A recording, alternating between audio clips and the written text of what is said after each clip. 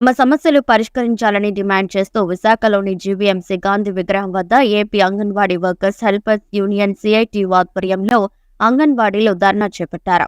Mini anganwadi సెంటర్లను main సెంటర్లుగా మార్పు చేస్తూ వెంటనే జీవోలు ఇవ్వాలని, గతంలో చేసిన 42 రోజుల సమ్మె మినిట్స్ ఒప్పందాన్ని అమలు చేయాలని, వేతనాలు పెంచాలని డిమాండ్ చేశారు. ఈ కార్యక్రమానికి విశాఖ జిల్లాలో ఉన్నటువంటి అంగన్వాడీ వర్కర్లు పెద్ద సంఖ్యలో పాల్గొన్నారు.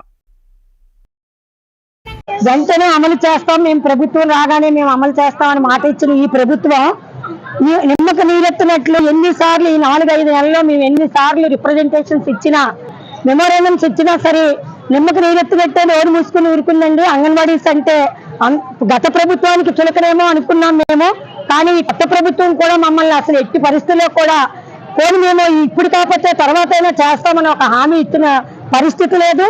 అలా అని మాకు 42 రోజుల సమ్మె కారణంగా మా టెంట్ల దగ్గరికి వచ్చి ఇదే ప్రభుత్వము, ఇప్పుడు ఈ కొత్త ప్రభుత్వం మమ్మల్ని ఓదార్పుగా మీకెందుకమ్మా మేము వచ్చిన వెంటనే అంగన్వాడీలకి మంచి చేస్తాం, మేము మీకు అన్ని అమలు చేస్తాం అన్న ప్రభుత్వం మేమేమి గొంతున్న కోరికలు అడగట్లేదండి.